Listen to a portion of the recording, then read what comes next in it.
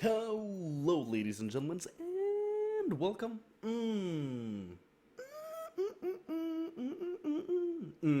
All right, so that was weird, extremely weird. All right, so as you can see, I've moved, and this place is wonderful. It has super fast internet, and it's in the middle of a city. Yeah, and also coffee. Tasty and delicious at the same time. How's that possible, you may ask? I will tell you. Because it's good. But anyways, so I'm here to talk about anime and not my new wonderful, wonderful apartment, which is kinda has a lot of feedback on everything I say, but fuck it. But first of all, okay, so let me just talk about what's going on here. So today I officially did a transfer over of my stuff, and I'm now in a new apartment. And unfortunately, it's in a building with a lot of other people, so I don't know if I have to. Do I have to come closer to the microphone? No, I'm still gonna shout like I usually do. Huh. So someone's probably gonna come on my door and be like, "What the fuck are you doing?" And I'm gonna be like, "I'm doing a show. I'm doing a show. It's a cool show.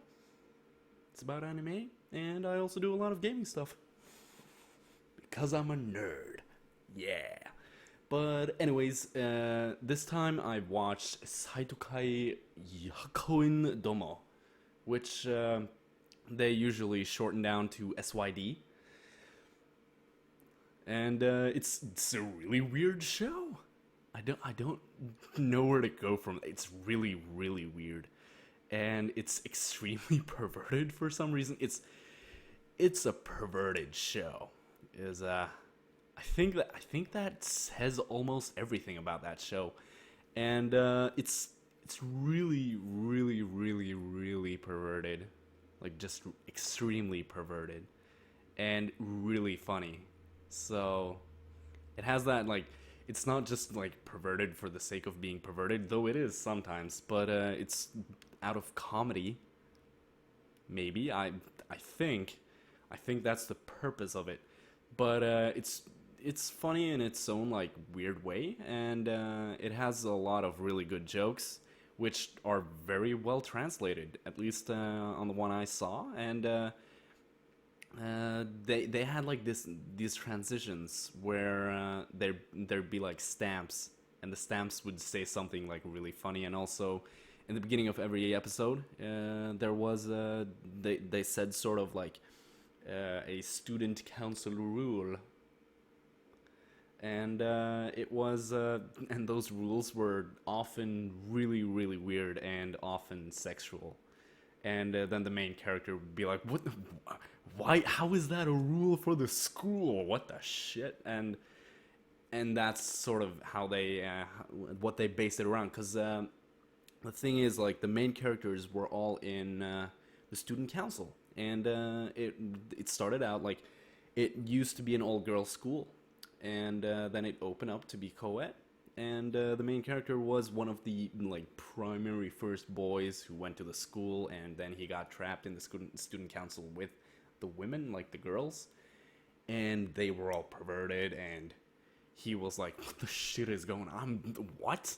Which is sort of weird, because often like it's often the boys are more perverted than the women. Like, at least that's what we like to think. I think.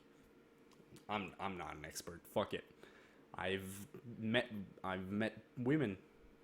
I know people. That is the extent of my knowledge.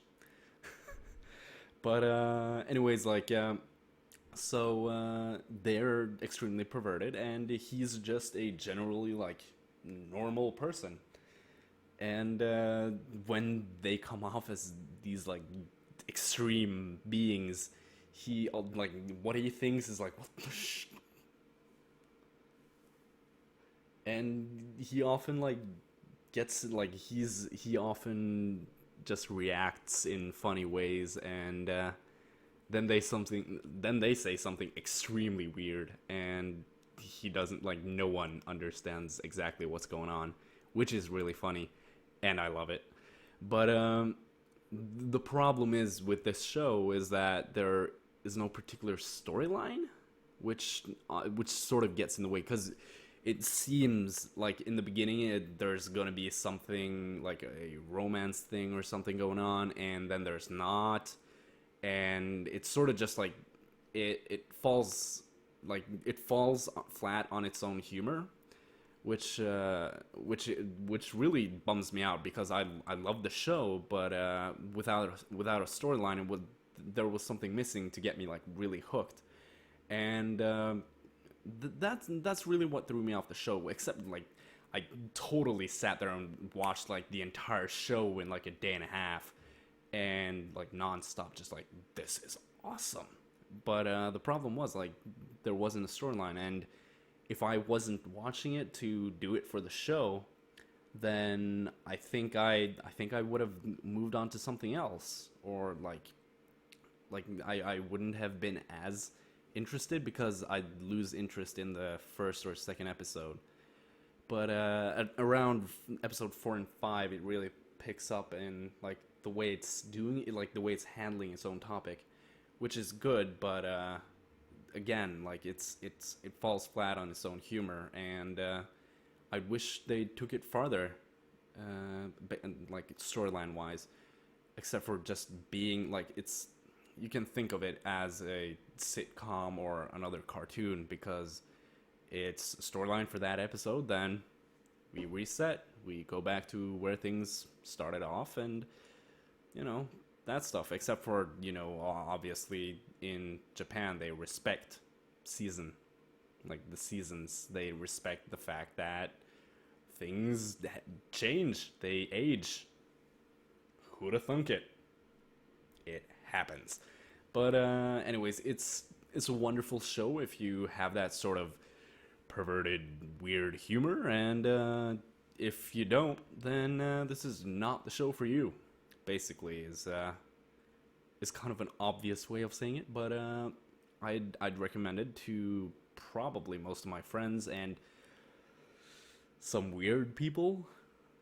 But I think you should watch it if you're interested in seeing how they handle the topic of really really perverse stuff in Japan, like not going the entire way, but just like using it as a comedy version, because that's not that typical, because it's a little taboo, I think.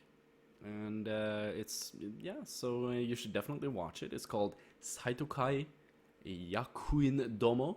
I'm reading it off my thing because it's hard to remember that shit. So it's gonna be in the title, so you're gonna read it anyway. And Gakuin is the Japanese term for school.